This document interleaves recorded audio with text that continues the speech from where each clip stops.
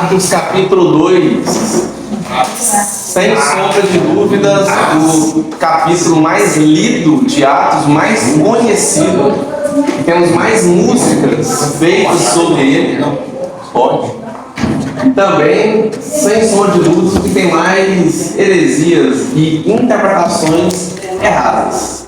Ele é o mais lido, o mais popular. E já vou adiantando vocês que o livro de Atos todo é muito bom, tá? É plausível todo esse ano, porque Atos 2 é óbvio, né? Muito conhecido. Mas rapaz, Atos todo é incrível. Ó, Padre, pode fechar a porta pra gente, por favor? Tá tendo barulho lá fora.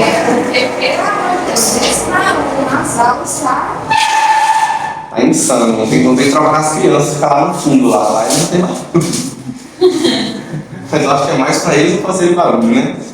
Atos capítulo 2. Ao cumprir-se o dia de Pentecostes, parou aí.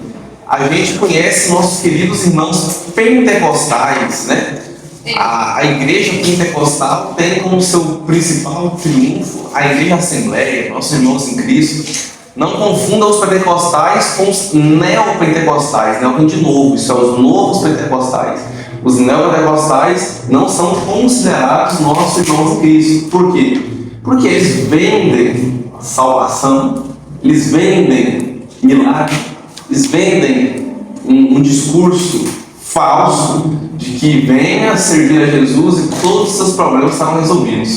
Vende balão com ar, feijãozinho da unção, óleo abençoado, bota no mar, dá para beber que vai curar o cara. Então, é um nível de misticismo muito grande e é extremamente antibíblico e herético. Então, não confunda neopentecostais com pentecostais.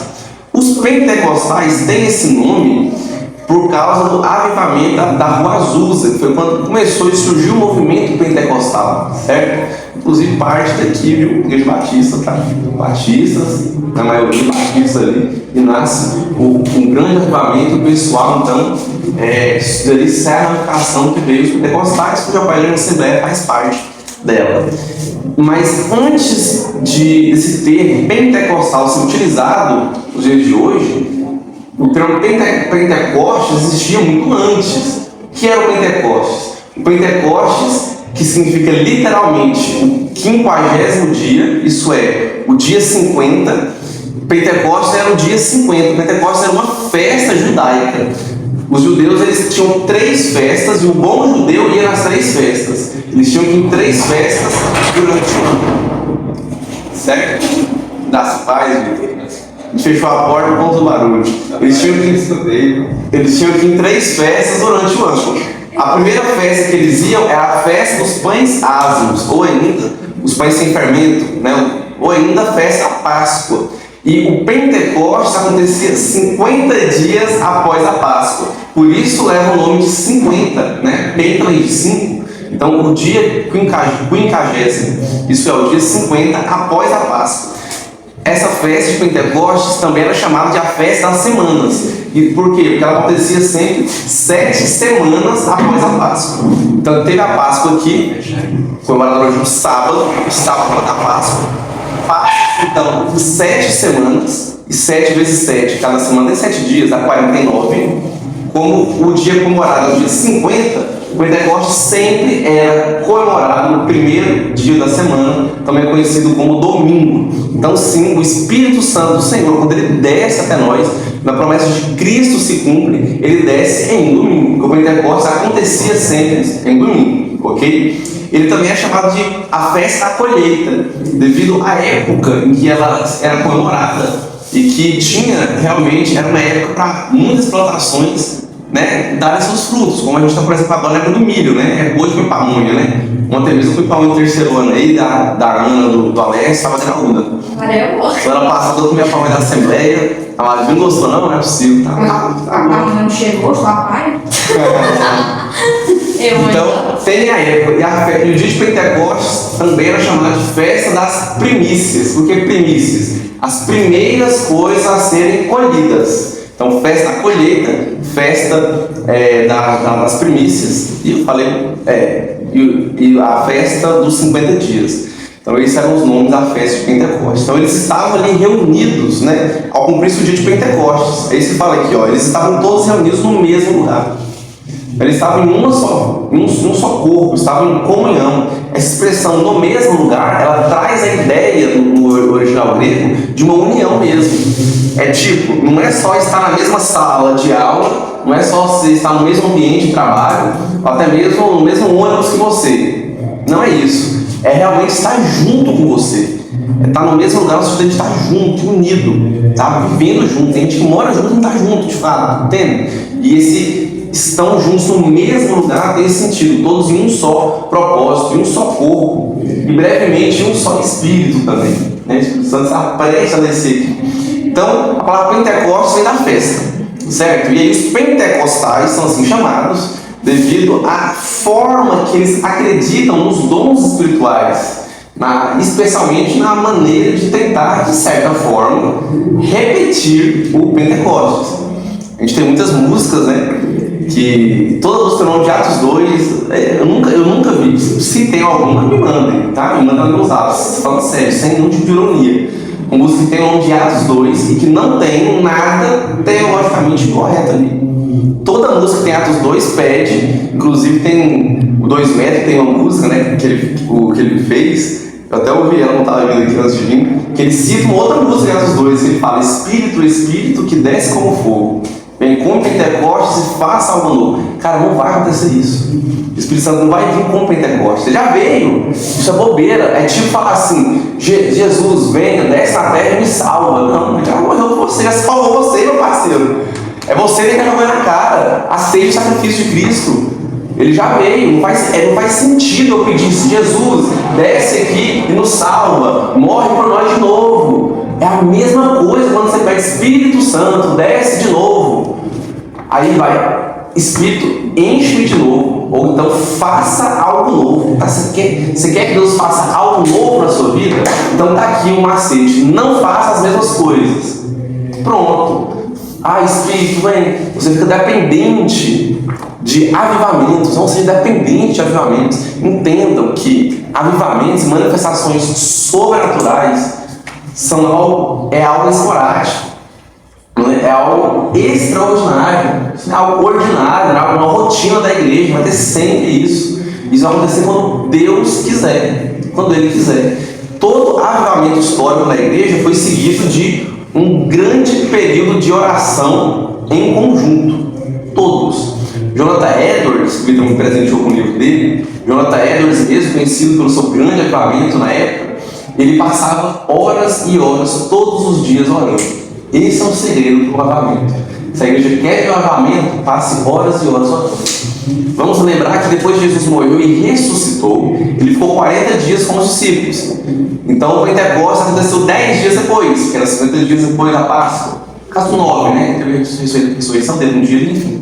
Então 9, 10 dias depois. Então nesses 10 dias os discípulos ficaram fazendo o quê? Não foi jogando mundo, não foi mexendo no Instagram. Eles não ficaram fazendo isso. Nem foca na vida dos outros. Eles ficaram 10 dias fazendo o quê? Os 120 reunidos ali.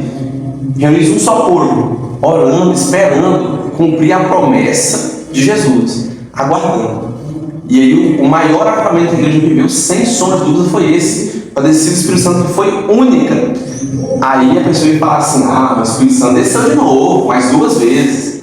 A gente tem, entre aspas, mais 2 Pentecostes no livro de Atos. Atos capítulo 8 e Atos capítulo 10. Entre aspas, tá? Por que entre aspas? O Espírito Santo, como ele desceu no Pentecostes, em Jerusalém, ele não desceu da mesma forma. Mas era só para se cumprir a promessa de Jesus da forma que ele falou. Porque tudo na Bíblia tem um significado. Cada jogo de palavras que Jesus escolhe é com significado, ele é Deus. Ele fala: olha, vocês são minhas testemunhas, nessa lição passada, onde? Em Jerusalém, em toda a Judéia. Jerusalém fica na Judéia, então é uma região, tipo em São Luís, em Goiás, e também em Samaria e até os confins da terra. Aqui a gente vê se cumprir Jerusalém e Judéia. O Espírito Santo desce sobre Jerusalém e sobre os judeus. Depois a gente vê ele descer em Samaria, Atos 8. Depois a gente vê ele descer até os confins da terra, que é a casa de Cornélio, em Atos 10. Então ele desce para os gentios, ok? Então o Espírito Santo vem, só que ele não vai vir de novo, como foi em Atos 2. Não é. Então é teologicamente incorreto você pedir, e é como se você falasse que ele não veio, né? Não vem, eu quero que o Espírito desça, vamos descer em Pentecostes. Pra quê? Pra que isso? Não, Jesus, eu quero que o Senhor venha aqui na terra de novo, fique 3 anos discipulando 12 pessoas e morre para nós na cruz de novo. Pra quê? Está falando que não adiantou não o que ele fez? Porventura não é melhor ter o Espírito Santo dentro de você agora? Aqueles que pediram pelo Espírito, porque Jesus falou, aguardem que eu vou derramar sobre vocês o meu Espírito, eles não tinham o Espírito Santo neles. O Espírito Santo anteriormente, ele atuava de forma esporádica, isso é, ele vinha, fazia a obra e depois ia embora. Como por exemplo, ali, Renato Israel, eles são que a gente vai trabalhar no grupo de jovens. O pastor não está começando hoje. Saul teve o Espírito do Senhor, mas depois saiu dele. O Espírito Santo atuava de forma esporádica. Segundo, o Espírito Santo atuava de forma exterior. Agora o Espírito Santo atua dentro da gente. Ele habita dentro de você. Olha a responsabilidade que é você ter Deus morando dentro de você. Você não encontra isso em nenhuma outra religião. Um Deus que vamos dizer assim, se esvazia ao ponto de poder estar dentro dos seus servos. Então, ele atua agora dentro de você. E terceiro, ele atua sobre todo o povo de Deus. Certo? Porque anteriormente o Espírito Santo só atuava em pessoas extraordinárias. Você não é o Espírito Santo atuando em massa em várias pessoas. O Espírito do Senhor em Sansão, o Espírito do Senhor em Samuel, que a gente vai ali dentro, o Espírito do Senhor em Saul, o Espírito do Senhor em Davi, em Salomão. Você não vai ver o Espírito do Senhor atuando em várias pessoas, como o Espírito do Senhor está em várias pessoas aqui nessa sala. Espero que todas, amém? Então o Espírito do Senhor, agora ele não está limitado a essas coisas. Você falou que agora ele atua dentro de nós, certo? Dentro de nós. Antigamente fora, você quer dizer como? Dá só um exemplo. Ele não habitava. Ele não habitava. Ele, por exemplo, Sansão teve o Espírito do Senhor. Só que depois saiu dele. Entendeu? E as ações eram mais exteriores. O Espírito Santo sempre entrava, por exemplo, em Sansão, em Saul, para ter alguma ação exterior. Agora, primeiramente, ele tem uma ação interior. O propósito é o nosso coração. Primeiro é essa aqui dentro da mudança. Ele não é morador. Tanto nós vamos ver aqui daqui a pouco, quando chegar no discurso de Pedro, o capítulo 2, eu esqueci de falar isso, entendeu? O capítulo 2 se divide em 3 partes. Primeiro, o Pentecostes, né, a parúcia, a descida do Espírito Santo. Segundo, o primeiro sermão com o Espírito Santo, que é o sermão de Pedro. E terceiro, o resultado do sermão de Pedro. O sermão de Pedro ele fala sobre isso. Mas só adiantando rapidinho, só um pouquinho, quando o Espírito Santo passa a habitar no crente, quando há um arrependimento genuíno, uma transformação realmente do coração dele. Aí o Espírito Santo passa a habitar. Então isso por si só já é uma mudança interna, entendeu? Uma mudança interior de fato. Porque senão, inclusive, uma pessoa que tem Espírito Santo ela é salva. Então quem Saul foi salvo, por exemplo, vamos nem entrar nesse debate aqui, vou deixar para o culto de jovens. Mas tá, o Espírito dele entrou nele, então ele foi salvo, ele saiu. E aí? Quem é salvo é o Espírito Santo. Ele morreu sem o Espírito Santo? É porque antigamente era diferente a forma de agir. A intenção do Espírito Santo entrar em alguém era para ser uma ação externa. Era trabalhar na vida do pecador, no que está relacionado, entendeu? Então é nesse sentido. Ok? Então tá. Então não teremos Atos 2 de novo, ok? Não teremos. Não peça Atos 2 de novo. Agora, o que é correto você pedir? Senhor, vamos pedir 1 Tessalonicenses 5,19, que é o texto-chave da nossa juventude, inclusive. Eu tive que colocar, a gente usa uma chama no nosso símbolo. Não apagueis o Espírito. Senhor, eu sei que eu tenho o Espírito Santo aqui. Eu sei, eu não quero que ele apague. Me ajude, não deixe que eu apague o teu Espírito. Eu quero ser mais cheio, eu quero me dedicar mais, eu quero pregar com poder, eu quero dar uma aula com poder, eu quero que seja o Senhor atuando em mim, não eu falando. Por favor, Senhor. E não vem com Pentecostes, pelo amor de Deus. Tu não está mais no Pentecostes, não. Já foi, não vai ter outro Pentecostes. Ok? Já era. Isso não vai acontecer.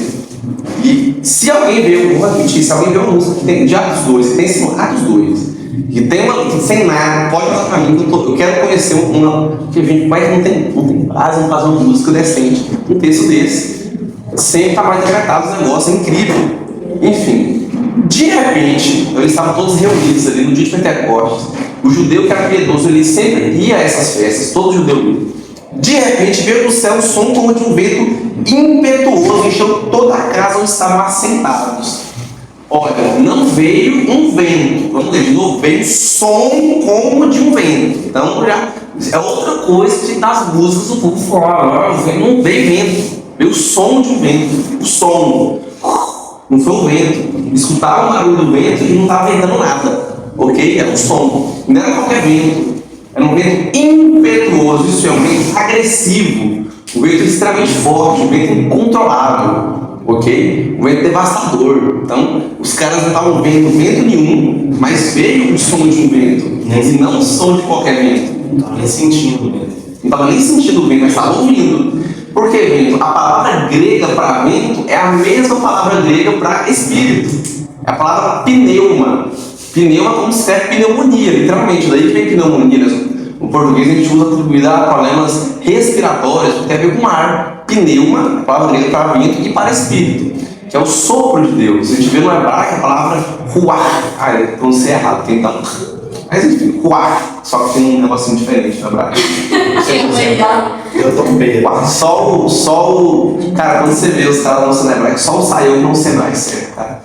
Os caras vão ser tudo errado na internet aí, viu? Tem que admitir, tá errado, não é assim que você, mas tá. O ruach de Deus, forma mais aportuguesada. Porque a palavra hebraica nós usamos um pneu, né? No grego. Então, o espírito é o sopro. Tanto que na revista que a gente estudou a doutrina do Espírito Santo, né, dos jovens, a imagem dela é justamente uma árvore deitada pelo vento, assim, a folhagem é apontada por uma direção, como se um vento estivesse soprando nela.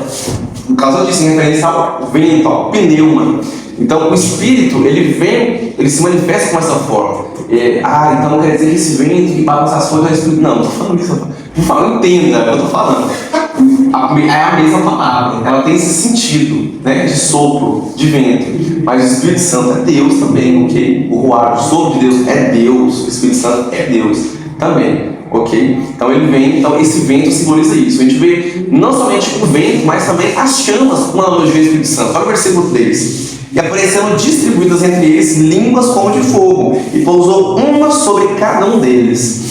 Biblicamente falando, a gente tem várias associações do Espírito Santo com fogo, inclusive no texto que eu acabei de mencionar, no 1 Tessalonicenses 5:19, o tipo no qual usamos uma chama. A chama traz simbolismo do Espírito Santo. A chama tem dois sentidos bíblicos. O primeiro é fogo consumidor, isso é punitivo. O segundo é fogo purificador. A intenção é purificar. É por isso que Jesus, que João Batista fala assim: olha, eu batizo vocês com água, mas vai vir alguém que vai batizar vocês com fogo, em referência ao Espírito Santo, em referência à purificação verdadeira e interior que o Espírito Santo traz sobre você. Porque a água só lava o exterior, a água é só um ritual. O que importa é o batismo com fogo. O batismo com fogo não é você começar a falar lavachuras, falar em línguas. Isso é batismo com fogo. Batismo com fogo, batismo com o Espírito Santo, recebeu o Espírito Santo. Ele veio como fogo. Ele veio como fogo. Essa é a forma que Deus escolheu para que ele viesse. Deus podia instalar os dedos e ele simplesmente aparece. Deus não quis fazer assim. Ele quis trazer um som, não um vento, um som de um vento extremamente agressivo e línguas repartidas de fogo. O que seriam essas línguas repartidas de fogo? Temos duas possibilidades aqui. Primeira, as línguas são o quê? Você tem uma fogueira, né? A língua é aquela parte de fogo que sai, né? Um pedaço que se solta da fogueira, a gente chama de língua.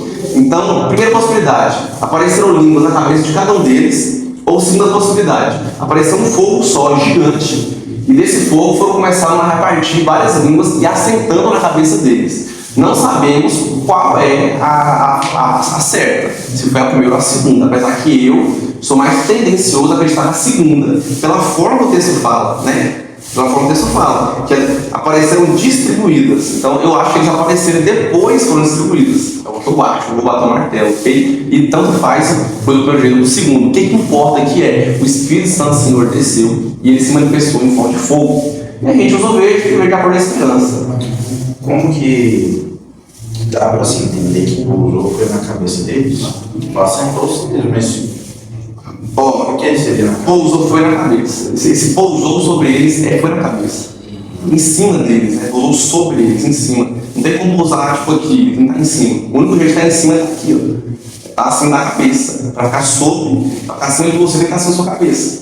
Um boné, por exemplo, um chapéu, eu tenho que usar ele assim. Eu também teria o ombro tá em cima da pessoa. Mas ninguém pensa assim. Inclusive, se está com uma ótima pessoa na carta aí, eu recomendo esse versículo aí para você ver. Você deve comentar uma coisa sobre isso.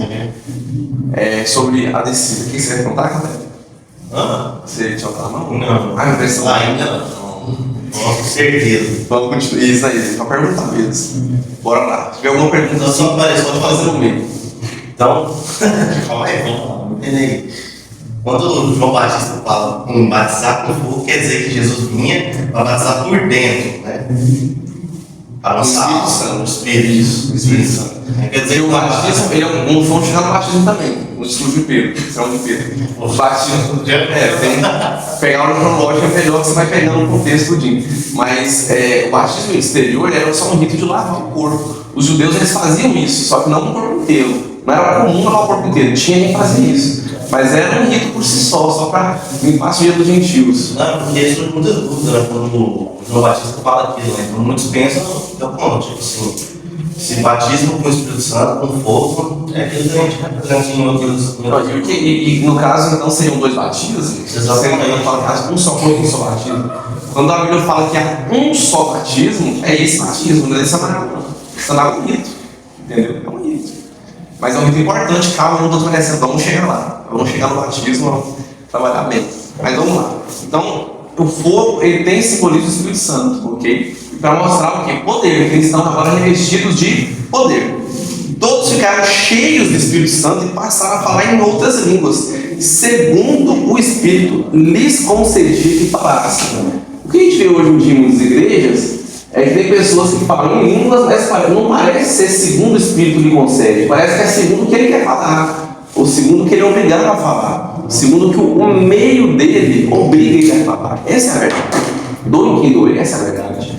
Porque lá em 1 Coríntios, capítulo 12 a 14, a gente tem a única passagem bíblica que fala sobre falar em línguas estranhas, línguas não conhecidas. Aqui o termo falar em outras línguas, o termo grego é heterosglossa.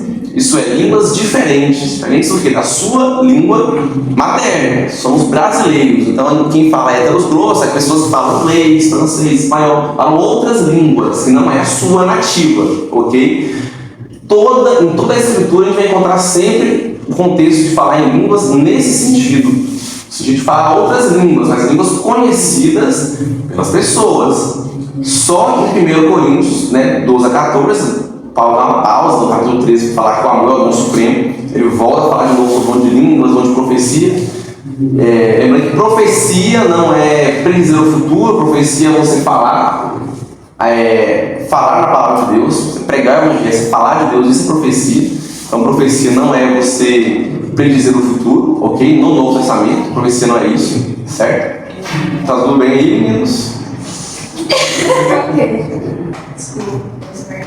Então, já que eu estava? Não sei de profecias e tal. Não, antes disso. Línguas, profecias, já que eu estava antes disso. Estava prestando atenção sobre profecias. Então, profecias não são isso de prever o futuro. Heterosglossa. Profecias vem profeta, né? Isso, profeta é a boca de Deus. A boca de Deus antigamente anunciava o futuro, anunciava o juízo. Hoje a boca de Deus anuncia o que já aconteceu. Não tinha. A escritura. Não tinha. Então, os profetas, passou para aprendendo, profeta, tá falando, entende? Uhum. Que a gente deturpou o significado da profecia. Então, o único texto que fala sobre a glossolalia, o falar em outras línguas estranhas, é esse texto de Paulo para Coríntios. E lá, Paulo está falando como fazer isso da forma correta. E agora, com todo respeito, a maioria dos irmãos pentecostais, com todo respeito, eu tenho um questionamento sincero para fazer para eles. Me parece que alguns não leem, alguns irmãos mesmo não leem 1 Coríntios 12, 14. Não leem. É como se pulasse, ou ignorasse o que está escrito ali. E é uma igreja que é bíblica, bem bíblica até, como a Assembleia, por exemplo. O texto é muito claro. Quando falar em línguas, tem que ser 2 pessoas, no máximo 3 pessoas. Esse é o primeiro ponto. Primeira coisa. No máximo tem que ser 2. 3 estourou. Segunda coisa, tem que ter um intérprete, tem que ter alguém para interpretar. Por quê? Porque tem que edificar a igreja. Se você fala em línguas e não edifica a igreja, Paulo fala que proveito tem eu falar 1000 palavras que vocês não entendam. É melhor eu falar uma que vocês entendem. Muito melhor. O que adianta eu vir aqui pregar em grego com vocês? Pregar em hebraico. pregar em inglês. Em inglês alguns podem até entender, mas o que adianta? Nada. Que proveito vai ter isso? Uma aula em grego, gente, não tem proveito nenhum. Né? Então, para que isso? Então, tem quem interpreta? É 2 ou 3? Terceira regra, que Paulo fala lá, um de cada vez. Vamos ficar no máximo 3. Vitor, Vitão e Caleb, falando em língua. Os 3 começam ao mesmo tempo, está errado. Quando um fala, o outro se cala para escutar o que o outro está falando. Então é um de cada vez, tem que ser 2 pessoas, no máximo 3, vão falar. E tem que ter quem interprete, senão não tem propósito. Porque isso é um dom do Espírito Santo, não é isso que eles falam? Não estou discordando que seja. Né? Eu não sou sensacionista, vocês já sabem disso. Nem continuista também. Estou no meu termo, ok. Quanto mais um desvanecimento dos dons, eles desvaneceram, não cessaram nem continuaram da mesma forma. Como a gente vai estudar e ensinar, vai chegar nessa pauta de continuismo e sensacionismo, ok?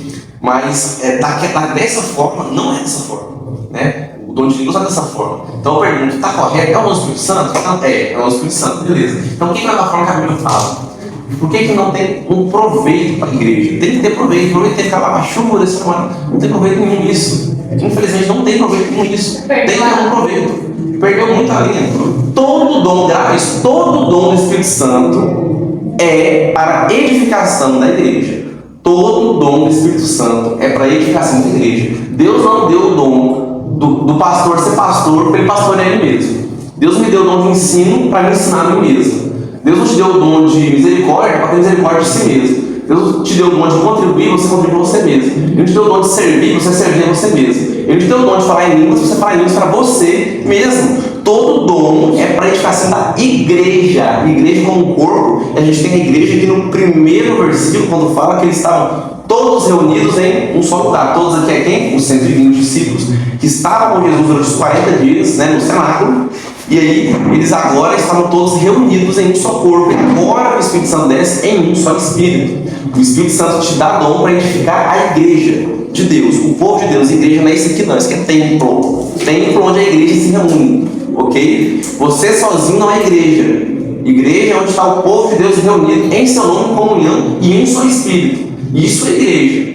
E o Espírito Santo te capacita para, não é você falar em línguas bonitas, é para a igreja. Um problema que acontece muito sério nessas igrejas, e todo mundo pentecostal há de concordar comigo, é que existe uma pressão, de certa forma, para falar em línguas. Eu sei que não é em todas, calma, se alguém fala, não é em todas, eu sei. Mas existe sim algum tipo de pressão.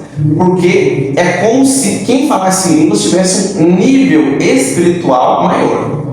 Agora entenda, se isso é um dom de Deus, eu pergunto, todo mundo tem um dom de pastorear? Todo mundo tem um dom de pregar, de ensinar, de servir, de administrar? Não. Então por que todo mundo tem que falar em línguas? Isso também não faz nenhum sentido. Então esse é o dom que todo mundo tem que ter, falar em línguas. Esse dom é diferente, né? Ah, tem que ser todo mundo, pelo amor de Deus. Cara, se você argumento for Atos 2, você volta como esse escuta que eu falo.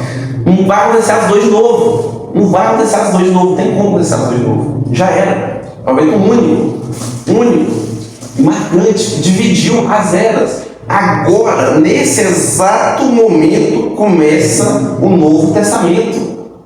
Quando Jesus vem, ele ainda está no Velho Testamento, de certa forma. Na antiga era. Quando o que marca de fato a passagem para a nova era é a descida do Espírito Santo.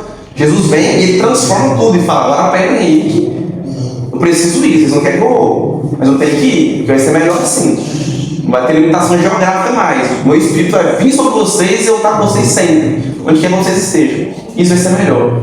Então há de certa forma uma certa espécie de pressão para que a pessoa fale em línguas. E aí, voltando, vamos dar mais uma adiantada sobre esse batismo. Normalmente o batismo do Espírito Santo que eles chamam em meios pentecostais, ele normalmente é marcado pelo falar em línguas. Tem uns que falam assim, não é tudo. A maioria, você sabe o que é, até esse cara fala, sabe o que é, mas eu vou colocar 90% para não errar, mais de 80%, eu tenho certeza que não erra. Mais de 80%, 4 cada 5 igrejas pensa assim, não, você fala em línguas? Não fala não, é configuração do Espírito Santo ainda. Chega até nossa pergunta para ele, você fala em línguas, você vê. Ele fala desse jeito. Isso é imposto para uma coercitiva, para que eles falem em línguas. E línguas sem um propósito. Tem vários estudos e artigos científicos, tanto de pessoa que é crente, cristão e pessoa que não é.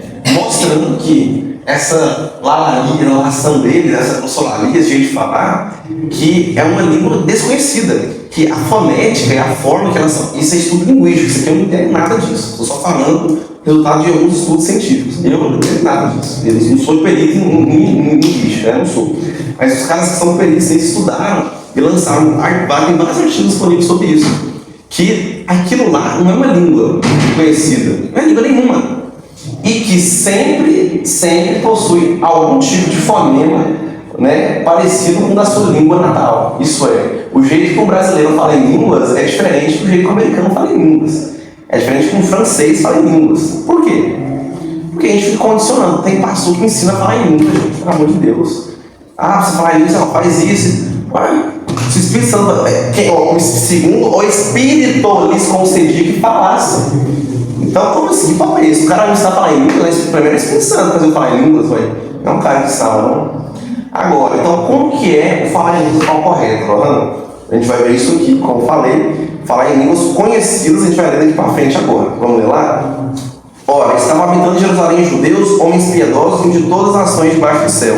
Quando, pois, fez ouvir aquela voz, afliu a multidão que se possuía de perplexidade, porquanto cada um ouvia falar a sua própria língua. Os caras não lêem isso aqui, velho. Sério, né? Os caras não lêem isso aqui. Quando você lê 1 Coríntios 12, 14, Um pastor de igreja não lê isso aqui. quando você lê 1 Coríntios 12, 14, não lê isso aqui. me parece que não leio também, né? Porque se você vê a igreja toda falando em línguas, assim, isso está errado. Isso está muito errado. Nossa, isso acontece assim. Então, assim, a gente vai entender o propósito principal disso. Ó, vamos lá, como falar em línguas de forma correta, então? Tem gente que não acredita nisso aqui, tá? Cessacionistas, vamos separar bem. Cessacionistas acreditam que não, o de línguas é necessário. Que a gente tem, por exemplo, tradutores, né? Um dos propósitos de línguas é você comunicar o evangelho a outras nações. Simples, era isso que é agora. Comunicar o evangelho a outras nações. Pronto. Só que tem os tradutores, tem os cursos de inglês, mas agora o que acontece? Acontece de uma pessoa que tem vários testemunhos disso. Mas aí são experiências, eu sempre falo para vocês. Cuidado com experiência, tradição, beleza, mas cuidado, a gente sempre fica a escritura, né? Mas temos várias experiências de pessoas que contam que tiveram que pegar o evangelho com uma pessoa de outra nação e que ela escutou a sua nativa. A pessoa falou na língua dela, escutou na língua dela, ok? Inclusive, o Philip Brenner, da Escola do Discípulo, ele fala que ele estava numa tribo indígena, eu sei se é uma tribo indígena agora, não lembro. E aí tinha um missionário lá com ele, e tinha um índio, qual era um índio, sei lá, mas acho que era um índio. A missionária vai e sai e deixa ele com o índio. Aí ele ficou lá um tempo e pensando, cara, isso me fala uma língua mó, eu não entendo nada, eu não entendo nada que eu vou falar. Então, pelo menos eu vou orar por ele, né? Eu posso fazer isso. E ele começou a orar em voz alta pro índio. Aí no final o índio meteu um amém. Amém, ele imagina. Aí na missionária chegou, o índio imagina falando pra ela, falando, ele orou na minha língua, ele aprendeu a orar na minha língua, como é que é esse negócio assim? Então, na verdade, o que ele acredita, mais uma vez, só uma citação de uma experiência pessoal do Philip Brenner, que é o pastor lá primeiro, ele é um pastor lá da igreja lá de Cuiabá, Mato Grosso do Sul. Cuiabá, Mato Grosso do Sul, esqueci, do Sul, né? E, mas dois, no Mato Grosso, Cuiabá, do Sul, né? Então, ele falou isso, que ele teve essa experiência, e teve outras também, só que ele não contou as outras, eu ouvi as outras. Já vi várias pessoas comentando isso também. Então, para mim, isso é falar em línguas. Rodrigo Silva fala isso também. Ele teve a experiência de falar, de sem ter estudado, ter aprendido rapidamente a língua. Ou será que a expressão de capacidade você aprendeu a língua de forma muito mais rápida que pessoas normais também? Né? Lembrando que a gente tem dons naturais e os dons espirituais. Por exemplo, tem gente que não é cristão e liderar é um dom do Espírito Santo, também é um dom natural para usar. E ele é potencializado no Espírito Santo, você se converte, a conversão. Ok? Tem gente que tem, cara, isso é literalmente um tipo de inteligência. O teste de QI, ele mede a sua inteligência lógico-matemática, de raciocínio, de percepção de padrões, de fazer contas rápidas, cálculos mentais. Porém, existem 9 tipos de inteligência. E um deles é a inteligência linguística, que é a facilidade para aprender um novo idioma. Isso é dom de Deus. É dom de Deus, Deus te deu isso. Você aprende matemática mais fácil que os outros? Parabéns, dom de Deus. Inteligência musical. Tu aprende instrumento só de ouvido, tiro de ouvido. Já pensou, Alex? Dom de Deus, isso aí. Dom de Deus. Inteligência linguística, dom de Deus. Então, falar em línguas, ele está muito deturpado hoje em dia. Por isso, algumas igrejas preferem ter uma aversão total. Muito se dá devido a esse mau uso do dom de línguas. Elas preferem, não precisa disso, pronto, bate o martelo. É melhor fazer assim, cortar, do que, e se Deus quiser fazer a obra, ele faz, os missionários estão viajando, do que a gente deixar isso acontecer nas igrejas. O pastor Yolanda, uma vez, ele disse o seguinte, que se alguém falar em línguas aqui na igreja, ele vai pedir a pessoa parar. Ele falou, não, aqui não, pode parar. E não está errado, parece que é duro isso, né? É constrangedor a pessoa. Pode achar ruim, pode nunca estar para a igreja, mas tem duas, ou você apreende a verdade, vem cultuar de forma correta ou não. Agora vem cá, tem intérprete, inclusive, eu vi uma história assim, de um pastor que o irmão não precisa falar em língua na igreja dele, eu sou batista, né? Aí, com licença, alguém consegue traduzir o que o irmão está falando? Ele falou para a igreja primeiro. Ninguém falou nada. Aí ele, não. Ele não falou que não, ele falou de fato. Aí, irmã, então, por gentileza, só poderia permanecer em silêncio, então, orar em outras línguas só para você, que é como Paulo fala, ora e pratica, você se edifica. Não para a igreja toda show, se mostrar, não faz isso. Não. Ele falou isso, eu vou falar. Então, fica quietinho. Aí no final do culto, teve um irmão que chegou nele. Falou assim, pastor, por que você interrompeu aquela mulher? Ela estava orando muito demais. Pastor, estava entendendo, ela estava falando, estava. Oh meu Deus, eu falei inglês, pastor, ele estava falando inglês, era eu, né? Eu falei, se alguém está entendendo, traduz o que ela está falando. Você estava entendendo, você não falou nada, irmã. Não, então tinha uma pessoa interpretando. Então ela tinha que ter falado, né? Só que às vezes ela nem sabia, né? Nem percebeu como foi o que pareceu. Lembrando que isso é uma história, não sei se é verdade. Eu ouvi isso aí, passou comentando isso, não sei se é verdade também. Aí você está mentindo e tal, consciência perante Deus, né? Já, enfim. Mas eu acredito, eu acredito no dom de línguas dessa forma bíblica, eu acredito. Entendendo que tem que ter um propósito. E outra coisa, o dom de línguas não fala qualquer coisa, ele fala as maravilhas de Deus. A gente vai ler isso daqui a pouco. Fala coisas concernentes a Deus. É como se fosse uma outra pregação, ok? Não quer dizer que a pessoa tem um nível espiritual a mais, certo? Não quer dizer isso. Estou dando aula aqui, se eu tenho um nível espiritual a mais que vocês, não tem. Entendeu? O seu nível espiritual depende da sua comunhão com Deus, pessoal de cada um. Tá? Fala em línguas, estou um nível a mais. Não tá. Não tá. Como é, por exemplo, a forma que eles criam o batismo do Espírito Santo? Para cada falar em línguas. Para eles, o batismo do Espírito Santo é como se fosse um segundo nível espiritual. Né? Eles entendem como se fossem dois batismos da seguinte maneira. Na verdade, voltando, perdão, eles não creem que são dois batismos. Eles pensam da seguinte maneira: que batismo do Espírito Santo é um termo utilizado de forma errada para dizer que o cara alcançou um outro nível de intimidade com Deus. Se estiver errado, o pentecostal vai corrigir depois. Mas é isso.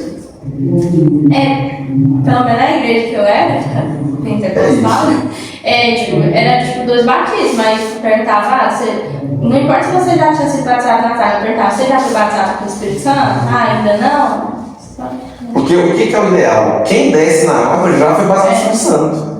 O descer na água é uma profissão pública da sua fé.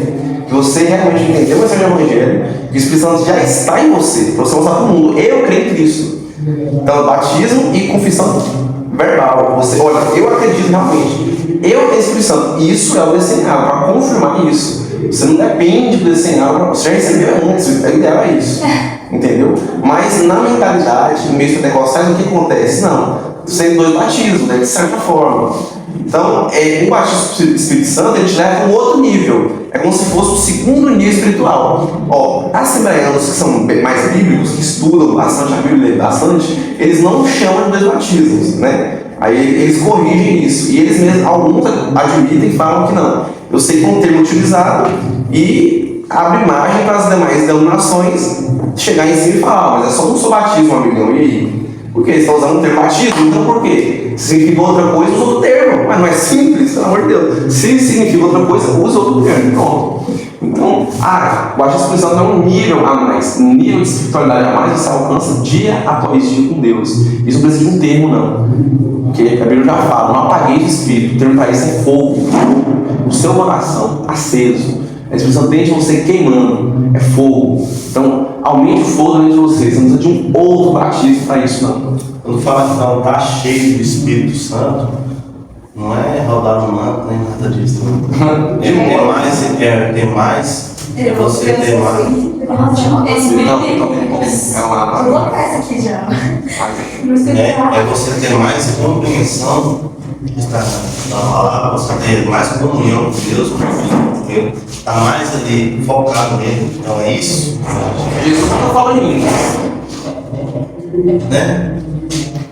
Então, Jesus era cheio de espírito ou não era? Então, assim, vamos lá. Já posso falar, não vamos entrar nesse lado, mas vamos lá. Vamos lá, só isso aqui dá trazer todos os pontos de debate na Bíblia. Esse é muito tempo da aula. Mas o que é estar cheio do Espírito?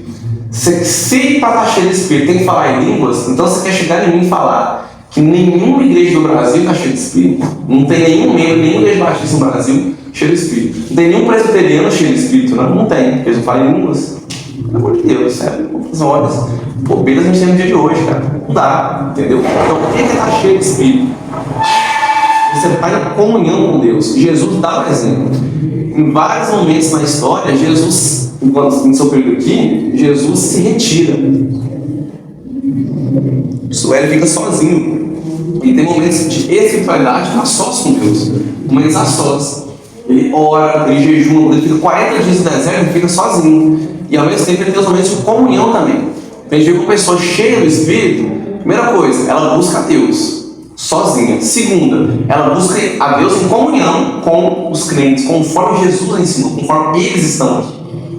Terceiro, a pessoa cheia do Espírito edifica a igreja, porque o dom espiritual vem para encher e edificar a igreja, ok? Então quem está cheio do Espírito vai edificar a igreja. Quarto, a pessoa cheia do Espírito, o Espírito prevalece. Quer dizer, você não peca. A gente peca no pensamento, infelizmente. Mas significa que você não sente prazer no pecado. Então você vai estar contra. O Espírito e a carne militam, e quem vai vencer vai ser o Espírito, que está cheio de Espírito, não está? Cheio de Espírito, você fala as verdades concernentes a Deus. Você vive Deus, respira Deus. Onde quer que você esteja, nada te distrai. Você quer Deus. O seu trabalho, a sua faculdade, onde você está, você quer Deus. E dentre várias outras coisas que podem ser definidas como estar cheio de Espírito Santo. Mas nenhuma delas é falar em línguas. Isso não tem que ser marca distintiva de uma pessoa cheia de Espírito Santo. Não que alguém cheio de Espírito Santo não possa falar em línguas, pode. Pessoa cheia de Espírito Santo pode expulsar demônio? Pode. Então quem expulsa não está cheio, não? Tá sim. Augusto e Nicodemos, ele fala sobre as possessões demoníacas. Ele fala que a pior possessão demoníaca é aquela de Judas. Silenciosa. Não tem entrevista com o demônio. O demônio não é entrevista, não. Pelo amor de Deus. O demônio quer fazer o cara dar entrevista.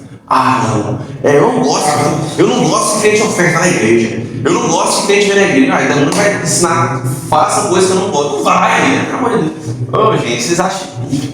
Então, a pior possessão demoníaca, segundo Nicodemos, é aquela silenciosa. O demônio entrou em Judas, conforme eu falo. Judas saiu caladinho e traiu Jesus. Não é? Que o demônio que manifesta, repreendido, expulsa, acabou.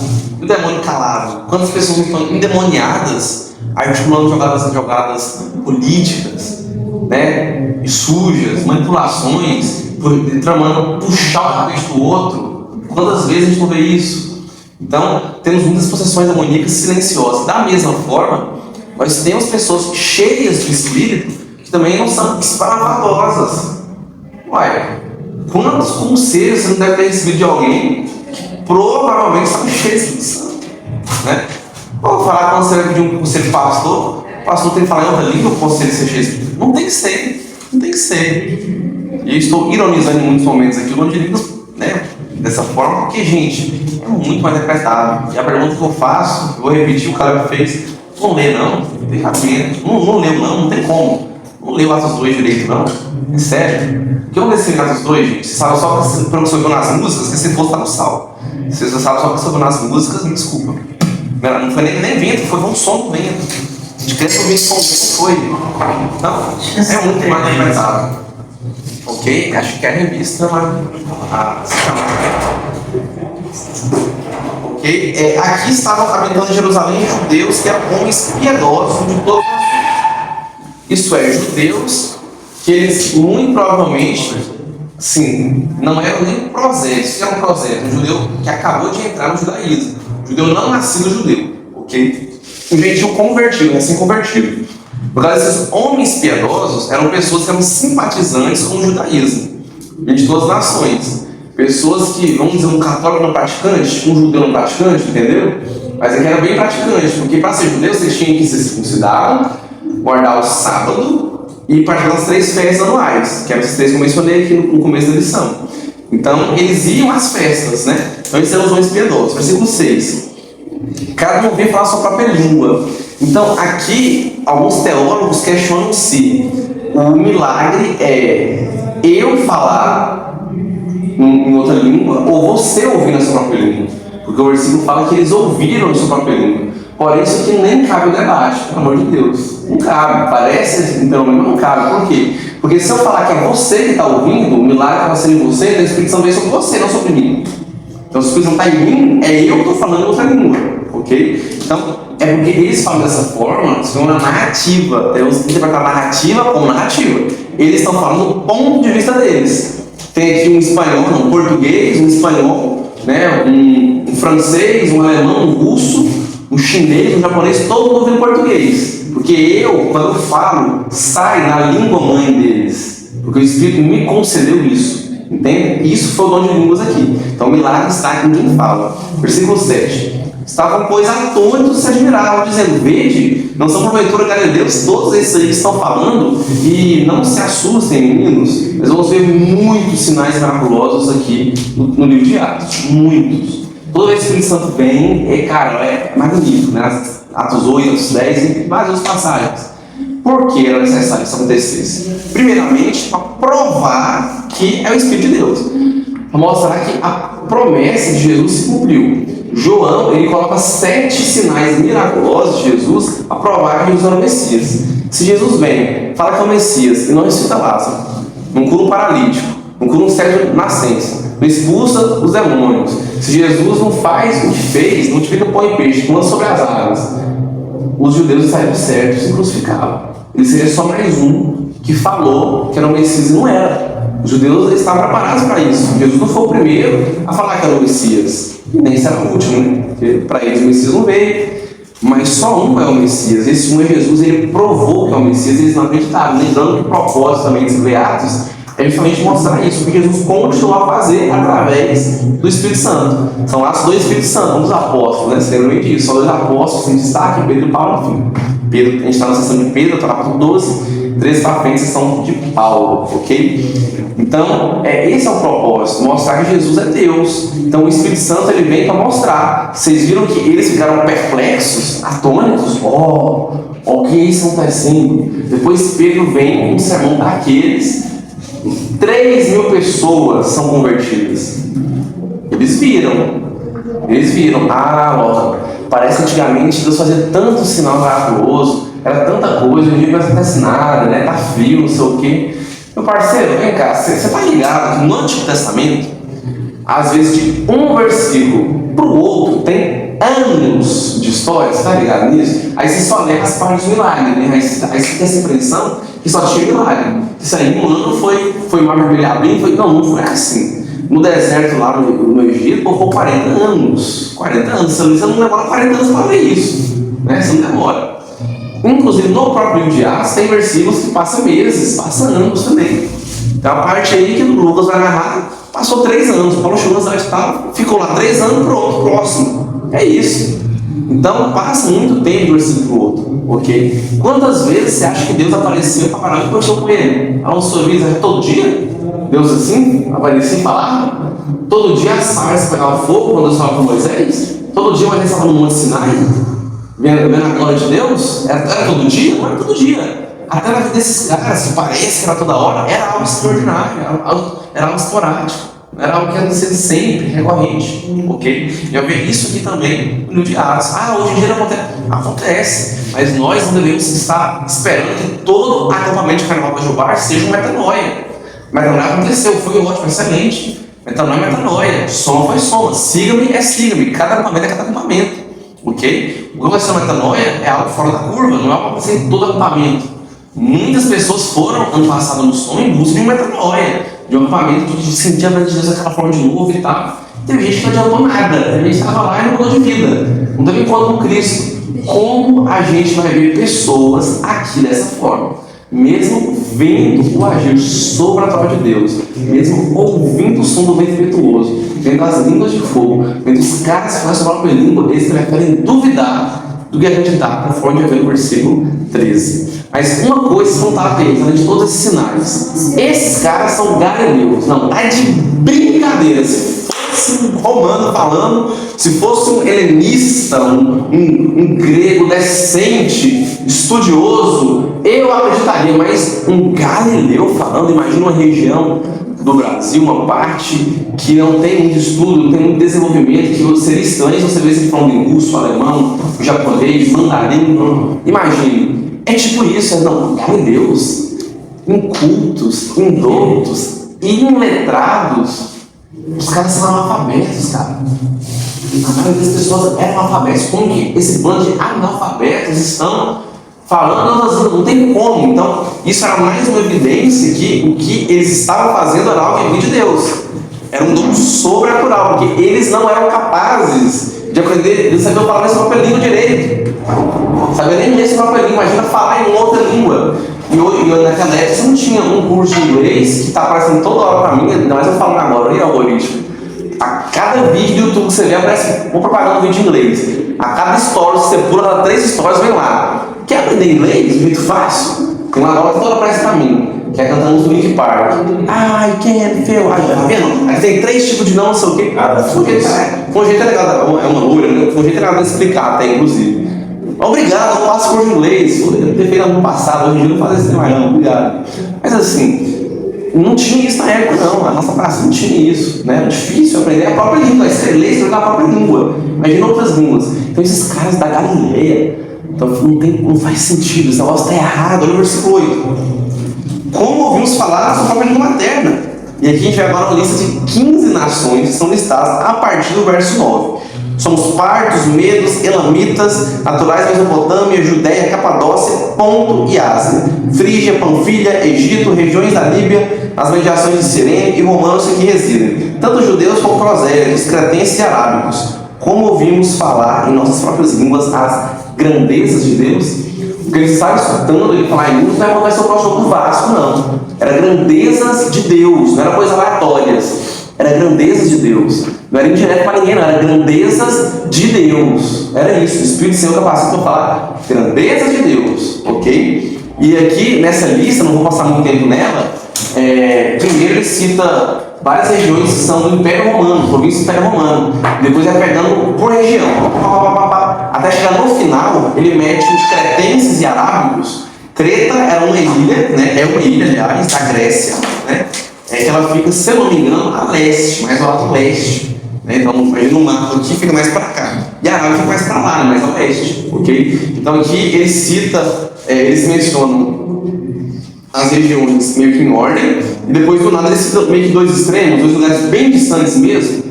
Então, pode falar assim: mas aqui tem, vai pegar a Ásia, né? Tem japonês, tem chinês, tem isso.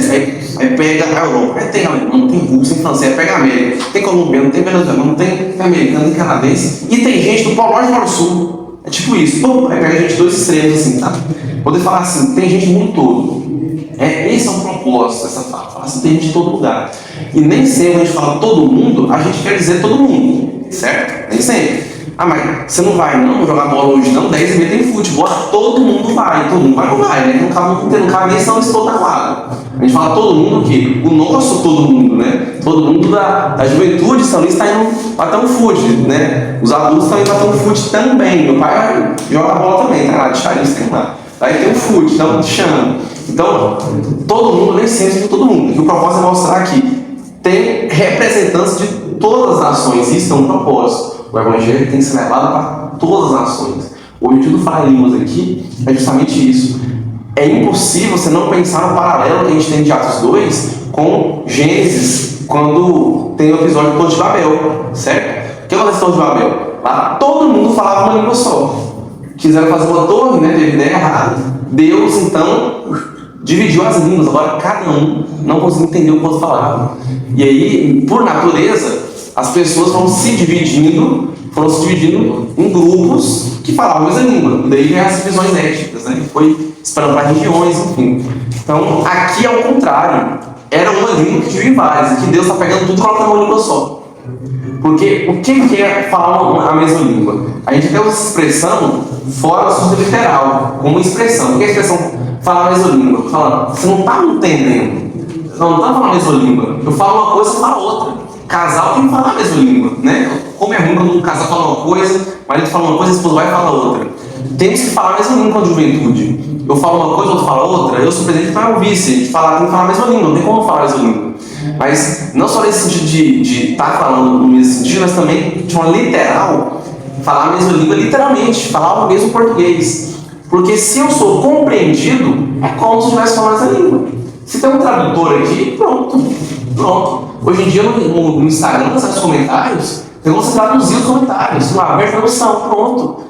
Eu gosto de ver o comentário russo, aquelas mó louca, não faço ideia que os árabes lá, que às vezes é mó louco, na Arábia não tem, um monte de letra lá. Cara, se vê na primeira tradução, pronto, tem como fazer isso. Então, você consegue se comunicar com pessoas de outras línguas hoje, dá pra falar a mesma língua sem falar a mesma língua, entende? Então, isso é possível. E aí, o objetivo era mostrar que o evangelho vai chegar a todas as nações, que não é restrito aos judeus, vai chegar nos gentios. Que isso de falar em línguas mostra que vai alcançar até os confins da terra. É toda a nação. Versículo 12 e 13. Não vou falar. No caso aqui, eram só os representantes de cada um que estavam falando entre eles em línguas diferentes, entendendo? Não. Os que esperaram em Cristo, 120, tem um debate, eu comentei se outras pessoas também receberam fora eles. Eu estou mais tendencioso a pensar que não, porque o pessoal vocês não teriam pessoas falando que eles parecem bêbados, né? Mas a galera que estava lá, porque assim, vão entender que o Pentecoste é uma festa gigante. Os judeus, toda região, como a gente pode ver aqui, 15 nações são citadas. Inclusive essa lista, ela não é uma lista exaustiva, uma lista exaustiva. Uma pregação exaustiva, um livro, um comentário bíblico exaustivo, ele trabalha com todas as possibilidades, ele comenta sobre tudo, entendeu? Um exemplo disso é, bem entre aspas, aquela lição de Hebreus 6, eu trouxe de forma exaustiva. Eu trouxe 5 pontos e expus eles. Ele não citou todas as nações. Ele falou mas tipo assim, as mais destacadas que conseguiam ver maior quantidade de pessoas. Provavelmente. Isso é o mais importante. Então tem muitas províncias do Império Romano que são citadas aí. E outra coisa também, eu tô dúvida, tem algum lugar, um registro histórico que mostre mais ou menos a quantidade, pelo menos a mensuração de quantas pessoas tinham lá?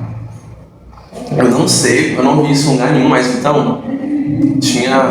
Vou comparar com o carnaval.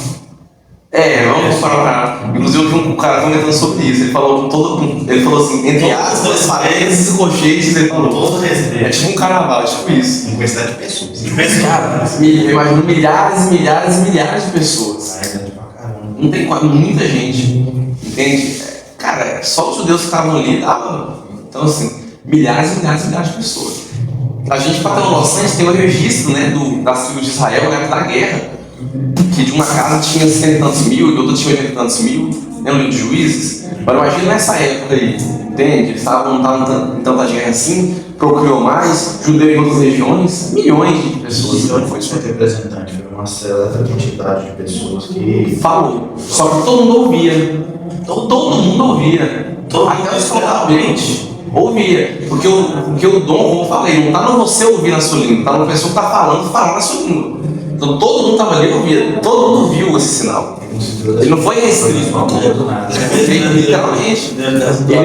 Ele não foi restrito, entendeu?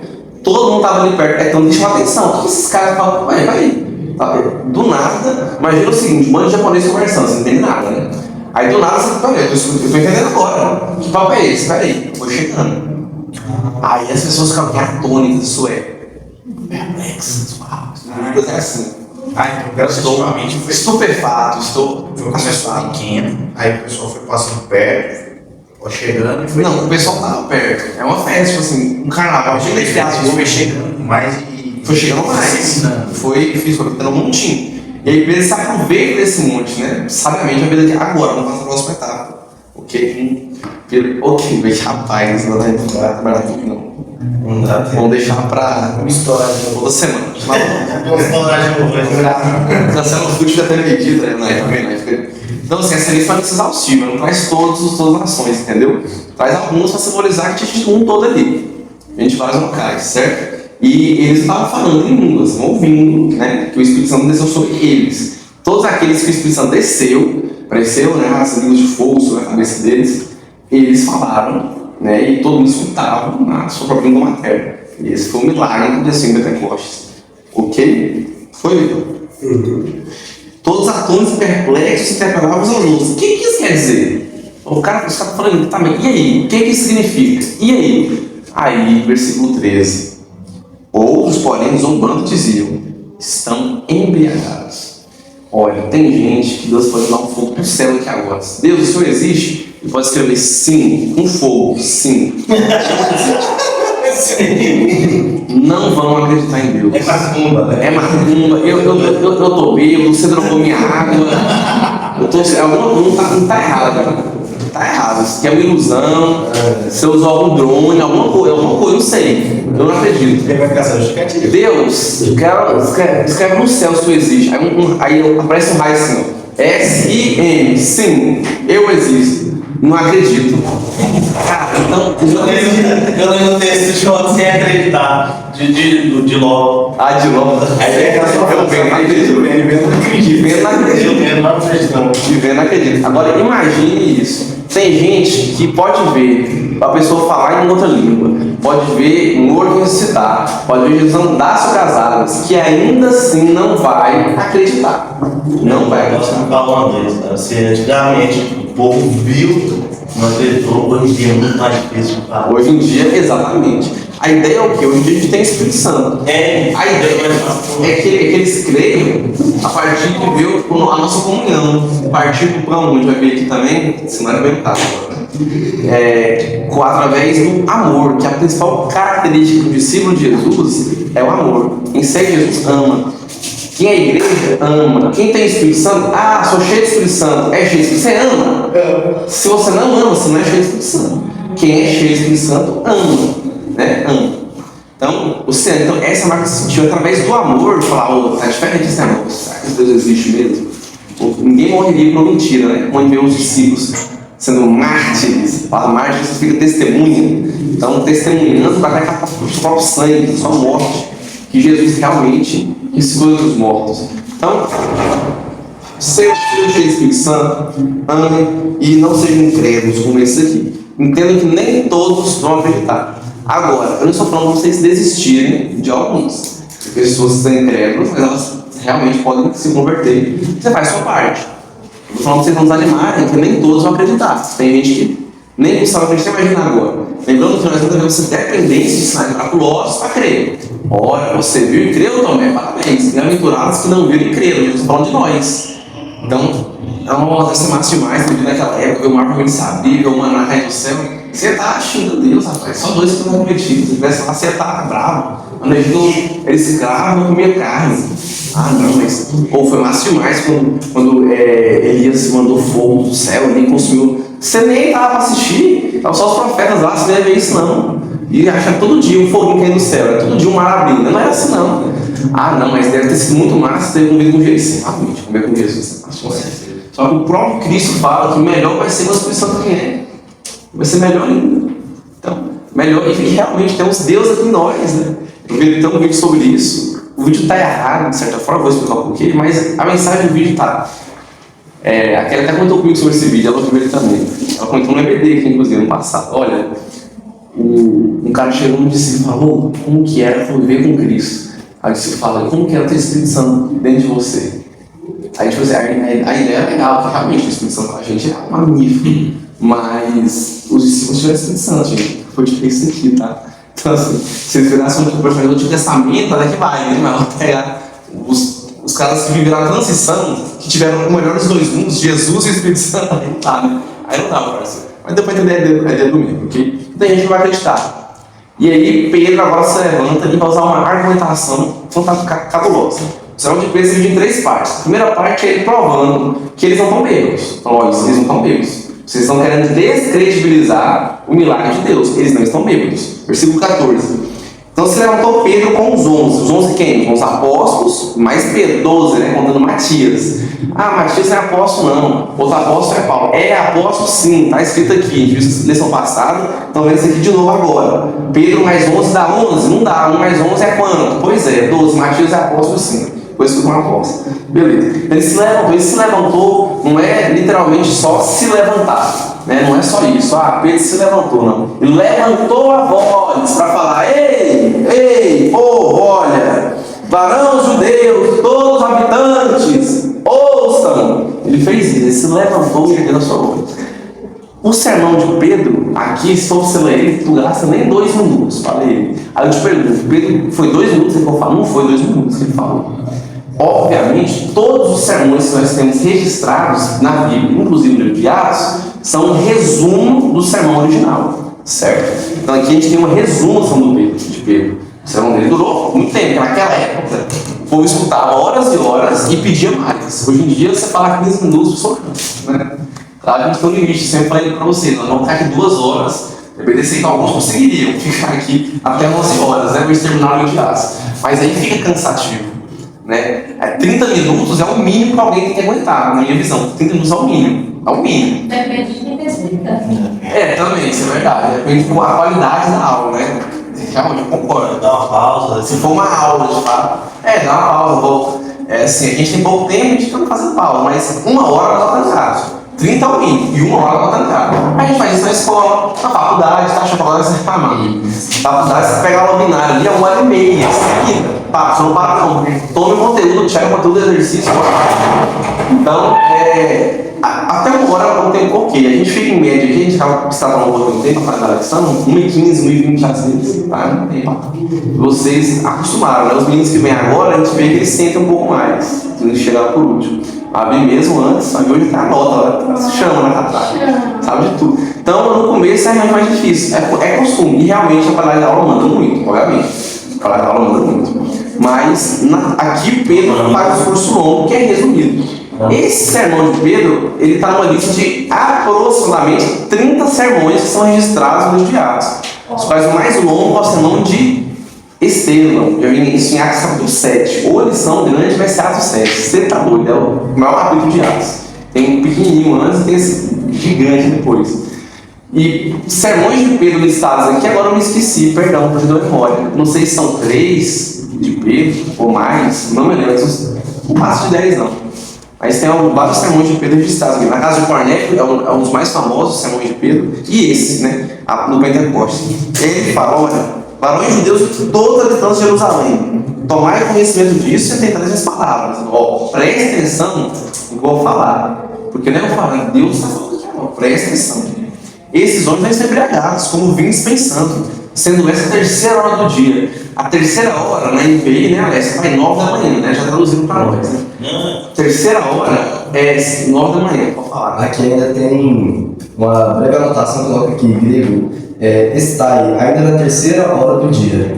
E tem a palavra estai.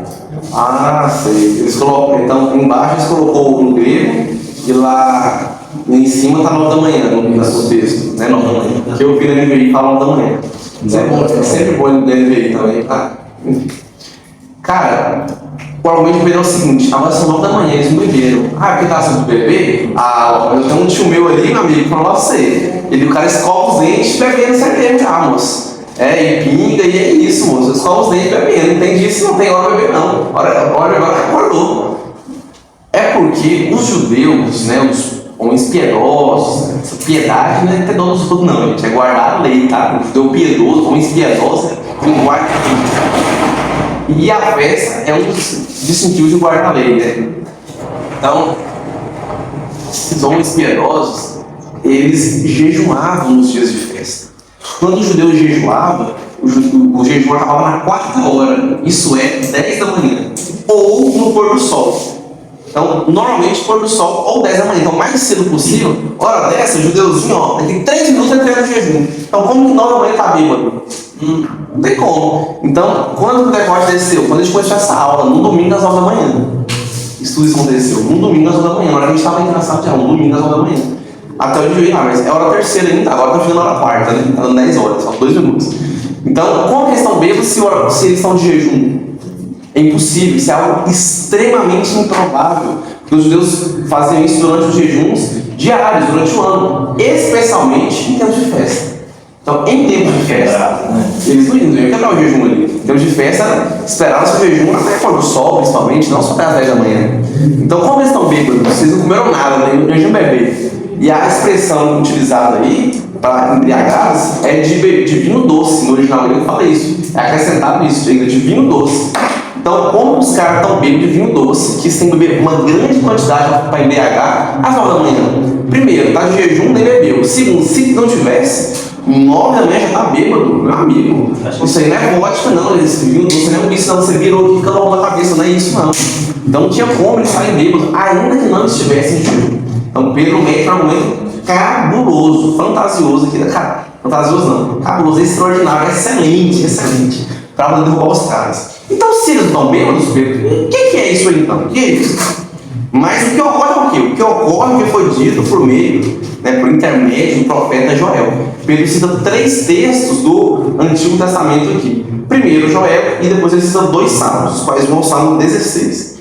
E acontecerá nos últimos dias, e o Senhor derramarei o meu espírito sobre toda a carne. Vossos filhos e vossas filhas profetizarão, vossos jovens terão visões e sonharão vossos velhos. Até sobre os meus servos e sobre minhas servas derramarei o meu espírito naqueles dias, e profetizarão. Mostrarei prodígios em cima do céu e sinais debaixo da terra, sangue, fogo, vapor de fumaça. O sol se converterá em trevas e a lua em sangue, antes que venha o grande e glorioso dia do Senhor. Acontecerá que todo aquele que invocar o nome do Senhor será salvo. Varões israelitas, atentai essas palavras. Jesus Nazareno, varão aprovado por Deus diante de vós, com milagres, prodígios e sinais, os quais o próprio Deus realizou por intermédio dele entre vós, com vós mesmos sabeis. Então, como eu falei para vocês, Jesus prova que ele é o Messias através dos sinais miraculosos que ele realiza. Ele provou, eu sou o Messias, né? Cara, ele realmente provou aqui. Atentem-se a isso. Jesus já veio, mostrou que é Deus, vocês rejeitaram, mas ainda dá tempo. Esse sermão de Pedro, ele é chamado de um sermão exemplar. Ele é um modelo de como se fazer uma pregação. Sim, tem pregador que está precisando ler isso aqui, sem dúvida. Porque ler isso está precisando. Porque a gente vê que várias características do sermão de Pedro.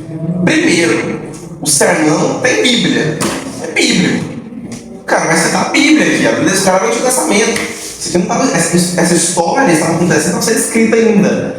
Né? Não tinha os evangelhos ainda. Que eles escrevem na do Espírito Santo. Ainda não escreveram. Não tinha isso de Paulo. Paulo estava matando, daqui a pouco ia matar os caras.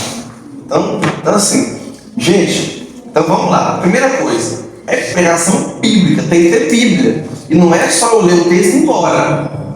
Contar a historinha. Ah, porque aí eu. Não, pois é, mas essa semana você não vai acreditar, né? O cara veio e tal, não sei o quê. Ou ficar aquela pregação que é repetitiva. Parece que tem pregação que não é assim. Parece que todo mundo já fala a mesma coisa. Todo mundo, parece, sabe? Você não sente alimentado espiritualmente na pregação. Segundo aspecto da pregação de Pedro, que é exemplo para nós, é uma pregação cristocêntrica.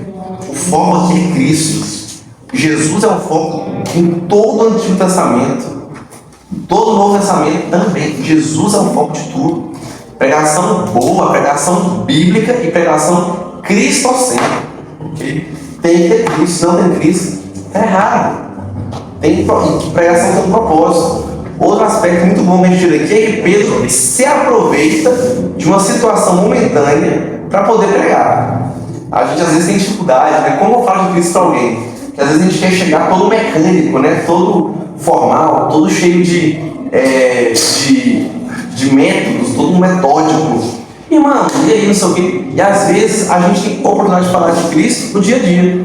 É para um aluno meu, de alguma forma que ele pergunta, é para um cliente do Caleb, mas fazer uma venda.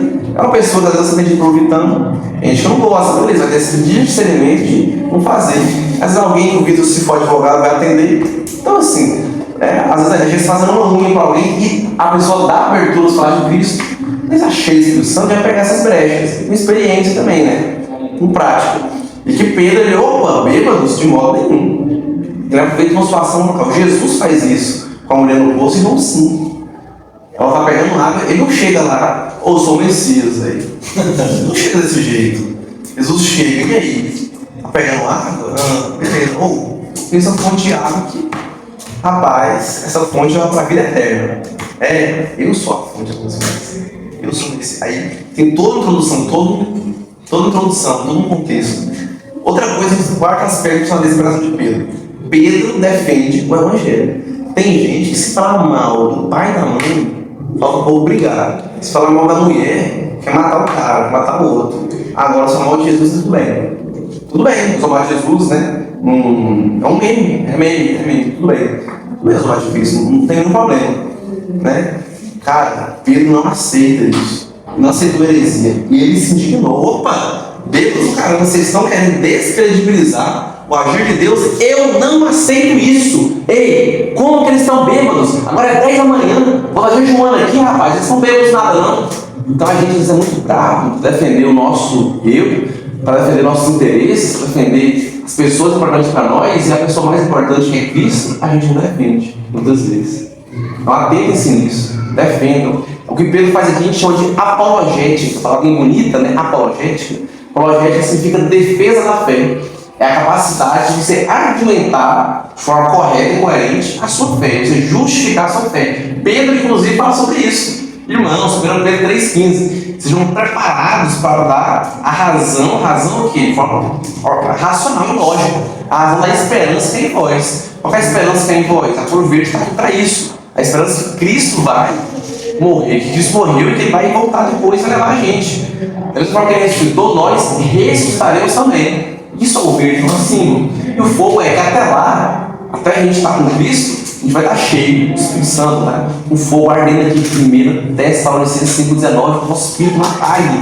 Uma vez a chama acesa, ok? Então vamos manter essa chama acesa, certo? Então Pedro fala isso, sejam preparados. Cristão que é cristão tem que saber que é apologética. Como você vai querer ter um bom apologético se você não vai aprender?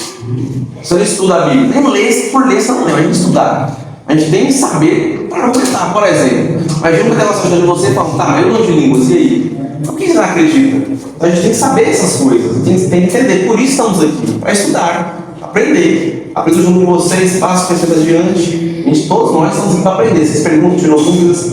E a gente tem que saber, né, defender a nossa fé, realmente. Entenda, a gente não gosta de apologética. Deus não precisa de advogado. Deus não precisa que ninguém defenda ele. Não, nós precisamos defender a nossa fé. E Ele quer que a gente defenda. Está aqui, está na Bíblia, é bíblico. Ele não precisa, Ele é Deus. O mundo inteiro acreditando ou não acreditando, Ele continua sendo Deus. Mas Ele quer que a gente defenda a nossa fé. E isso é para a edificação de nós mesmos. Paramos então aqui no versículo 22, eu vou ler de novo, só que mesmo que tem um negócio explicado dele aqui, que no tempo. Eles já chamaram. Se alguém tiver alguma dúvida, não feche, tá? Que a gente vai ler o textual. Se alguém tiver alguma dúvida, pode perguntar. Agora, já assim, rapidinho, vamos pro tempo. Posso falar empolgado mais? Quais que eram, porque eu me perdi no raciocínio, quais que eram as 3 festas de Cristo, as festas realizadas, Pentecostes, Ah, dos tabernáculos, festa do tabernáculo. Show. Então, Páscoa, Pentecostes e Tabernáculo. São as 3 festas dos judeus que eles tinham que ir. Você está fácil na cabeça aí as datas que elas tinham? A Páscoa dava cair em março. Ela não cai na Páscoa de agora, Não, era março, abril. Aí o Pentecostes está 50 dias do Pentecostes. E a outra festa era 4 meses depois. Que era dos tabernáculos. Era 4 meses depois. Eu falo de você, né? 45 dias depois, e depois. Que seria o caso maio, junho. Né? Maio e junho. E a outra só depois de 4 meses. 4 meses. Isso. Então sabe nada, você tinha sabe das outras. Aí depende, porque tem uns meses que eles não dá pra cravar, é um dos dois. Nesses 2 meses, provavelmente. Desse é a Páscoa. Março ou abril. Aí é só contar. Porque nas 50 dias não chega lá 2 meses direito, né? Não dá nem 2 meses. É 1 mês e quase 2 meses. Aí depois de 4 meses vem outro. Então era um período de 6 meses, né? Pra não pensar bem. Em 6 meses tinha as 3 festas. Pra pensar bem. E todas elas apontavam para Cristo. Jesus interpreta a festa dos tabernáculos, que é a terceira que acontece depois dessa, ele interpreta ela lá em João 7. Ele interpreta cada simbolismo da festa. Isso aqui sou eu. Quando eu escolhi no Matias, nossa sorte que foi, daquele dia pra esse aqui, tem um tempinho, né? Tem Bastante tempo, né? Porque ó, Jesus colocou eles 40 dias. Aí Jesus foi, passou 10 dias no Deus Pentecostes, que era 50, né? Jesus foi 40 e faltou 10. Aí vamos voltar lá no texto de Matias. Eu não me lembro se ele foi escolhido antes de Jesus vir ou depois. Jesus foi, eu acho que depois Jesus foi, né? Se eu não me engano. Então foram 10 dias. Foi depois, né? Ó, Jesus sobe no versículo 9. Aí eles voltam a Jerusalém. Isso. E Pedro se levantou no versículo 15, isso. Então, não tinha nem 2 semanas ainda, não batizando discípulo. Não tinha nem 2 semanas. Só vamos dizer o seguinte, perdão, discípulo não, apóstolo, né? Que Matias era discípulo de Jesus. Você sempre tem discípulos aqui, né? Tinha vários discípulos. Mas as mulheres também se incluídas, são contadas, excelente. O Pentecostes estava, a Maria estava onde estava todo mundo. Então, só que apóstolo, autoridade apostólica, que só os 12 que Paulo tiveram, aí Matias é incluído nisso 10 dias depois, não veio nada. Ele sempre andou com Cristo o tempo todo, que é uma das características para ser apóstolo. Pedro fala isso, né? Em direção passada, tem que estar com Cristo, tem isso aqui, as credenciais do apóstolo. E busca atender os requisitos, eram só 2. Por isso que eles lançaram sortes, era parte deles, ó Jesus. Tem esses 2 aqui, agora qual deles que é? Aí deixou Deus escolher. E agora não precisamos mais lançar sortes. Por que não precisamos lançar sortes mais no dia de hoje? Porque temos o Espírito Santo. Perfeito. Porque agora tem o Espírito Santo. Ah, mas no Novo Testamento lançou sorte. Antes do Espírito Santo. 10 dias antes, parceiro. Daí João Batista, vai fala de João Batista. Por quê? João Batista. Qual que é o versículo lá? Sobre o Espírito Santo. Que fala que desde o ventre da mãe dele ele já tinha o Espírito Santo. Mas foi um caso à parte? Um caso à parte, sem dúvida. Mas Com o Espírito certeza. saiu dele, é tipo essa. Ou ele morreu com o Espírito, cara? Isso que eu Entendi. um pouco a Uma coisa é que fala, se ele viveu o tempo todo com o Espírito, penso eu que sim, não gosto de falar sem ter certeza, penso eu que sim, mas não é da forma que a gente tem hoje. Então que Jesus fala isso, ele fala, nenhum homem é maior que um Batista, mas na próxima era, o menor será maior que o Batista. Por que o menor será maior que o maior de todos? Não vai ter Espírito Santo. Perfeito. Por isso, o mais infeliz, o mais miserável, me pegou a palavra para usar aqui agora, mas nós somos assim, o mais vagabundo de todos os pecadores, como nós somos. É melhor que o Batista, porque a gente tem Deus então longe da gente. Então, ainda que ele teve, não foi da mesma forma, Jesus fala isso, entendeu? Então, o Espírito Santo não, eu não Se sei. ele teve um momento a mais, foi para que abriu esse Para um propósito. Lembrando que ele é fora da curva, o maior de todos, olha isso. Ele é o maior profeta de todos, né? De todos. E Jesus fala isso, ele não é todo. João Batista vai anunciar a vinda de Jesus, para preparar o caminho. Lembra a pregação dele na casa do Vitor, na sala dele? Eu estava, cara. A Jéssica estava, lembra? Que ele veio preparar o caminho, isso é o objetivo. Prepara. Preparar o caminho. E vamos lembrar que eles estavam em silêncio de mais de 400 anos. Tanto que algumas Bíblias têm 4 páginas em branco do Antigo Novo Testamento para simbolizar cada página, simbolizando 100 anos de silêncio. Eu só falo um pouco. Não, Eu falo 400 anos, 100 400 anos, não falo nada. você tá. Quem fala com Deus vai ler a Escritura, vai ler o Antigo Testamento. Não falou nada. Ah, não, mas antigamente era muito sinal acontecia, né? Já estamos 400 anos sem. Eu queria viver naquela época, tu cai naqueles 400 anos de silêncio. Toma aí também, tá reclamando do Espírito Santo, é muito melhor essa era que a gente vive, entenda, a gente a melhor era possível. A era do Espírito Santo. E os últimos dias, quando Pedro fala, deixa eu falar depois, vou pegar o gancho e falar agora.